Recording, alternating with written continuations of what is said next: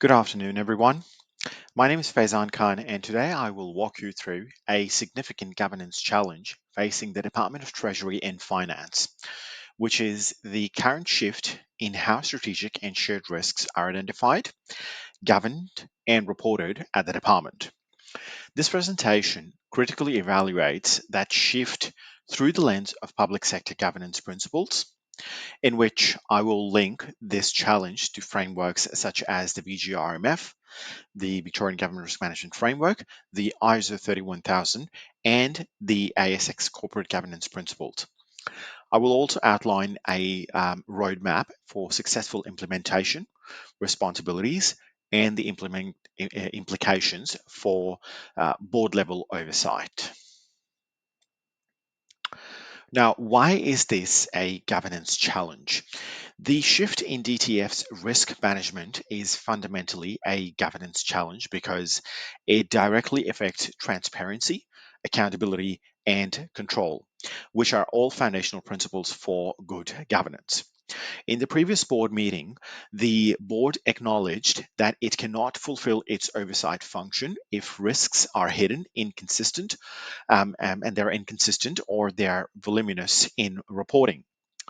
Further to that, the internal auditor, which is KPMG, they also had findings which reinforced the gap in operational governance, and they sought out the urgent need to bring structure to risk oversight.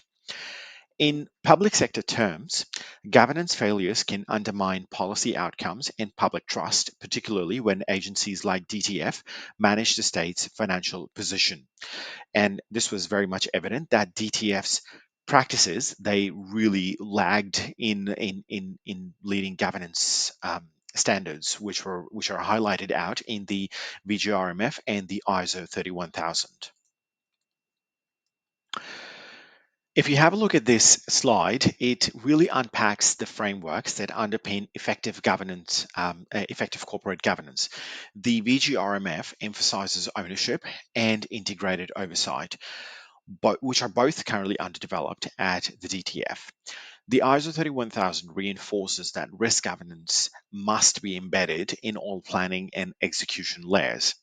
Now, as we know that the difference between principles based and rules based systems is that DTF's reforms must adopt a principle based approach where professional judgment drives good decision.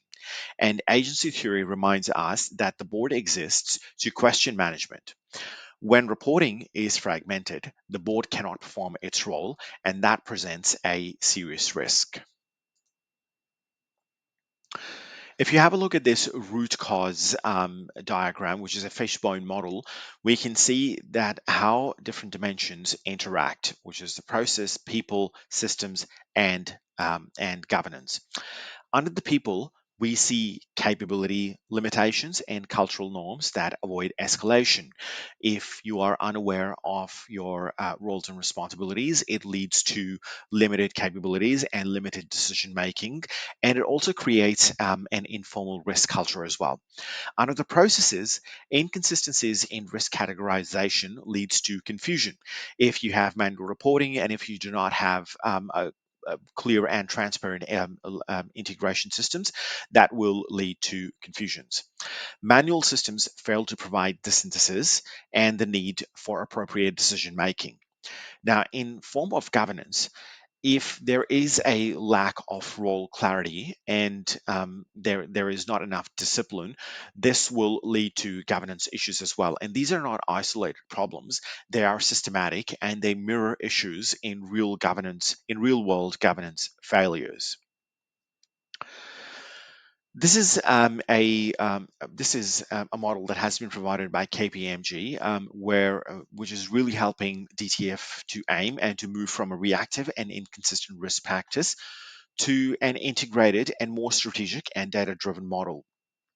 The This is an ambition that aligns with emphasis on board composition capability and performance. Now, as you can see, in most of the areas, which are functional processes, the people area, the service delivery model, and the primary data collection and the governance, most of these areas, DTF currently stands at an average of two.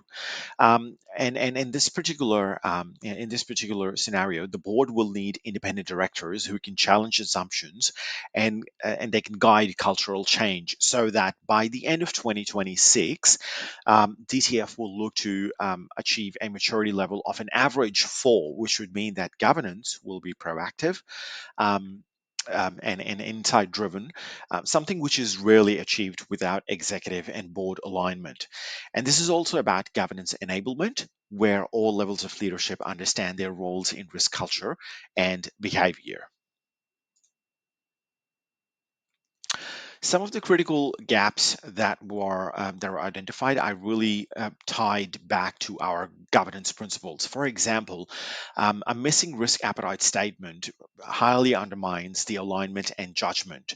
Um, if, if there is no clear ownership, which is a key requirement in the ISO 31000, there is no accountability, and the risk appetite statement really um, drives that accountability. Linking risks to performance management systems ensures that governance is embedded into how people are assessed and rewarded. These are governance tools, not operational tools, and their absence indicates a broader failure in organizational maturity. And that also results in the lack of ownership of shared and enterprise risk levels as well. Now, what are the implications for the failures of corporate governance? When governance fails, the impacts cascade. The board becomes a rubber stamp entity with no purpose, with no functionality. It is just a group of people that is sitting there, which is not really making really risk informed decisions and is not really helping out the executives lead the department to effectively execute its strategic goals. The ARC lacks the data to hold the executive to account. Strategic risks, especially emerging ones like AI misuse or cyber threats, may sit unaddressed. And for all we know, that ineffective boards tend to over rely on management and underinvest in insight. DTF's governance structure needs to shift from compliance driven to learning oriented and strategically engaged, and so that there is less of a reputational damage, and there are lesser weaker governance issues within the department itself. As you can see, that this is the implementation plan that has been laid out for 2025 and 2026. This implementation plan aligns with best practice change governance. It spreads from reforms across consultation, validation, capacity building, and monitoring. It doesn't just tick compliance boxes. Instead, it embeds reform in culture, and each milestone includes not only output, for example, dashboards and policies, but capability transfers. The governance risks in all of them, it is very clear that if we fail to complete the cycle, for instance, if training isn't followed by behavioral reinforcement, then reform collapses. This is about building repeatable, reportable, and reviewable risk oversight. The separation of governance and management roles is critical. This slide shows out some of the key responsibilities that really need to be put into action. The board doesn't execute, it sets tone and direction. The ARC must challenge constructively and demand results from the executives. Here, the director operations owns integration. The risk team makes sure the process is technically sound, and executives, which are often overlooked, must model and reward the right behavior.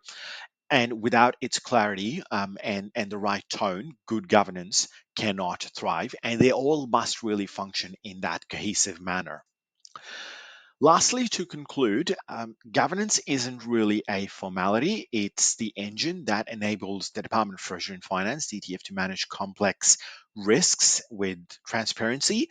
It allows to align planning with risk tolerance and deliver financial stewardship in an increasingly volatile world. What we've explored isn't just a reform, it's a redesign of the conditions under which decisions are made. And if implemented well, DTF will not only comply, it will lead.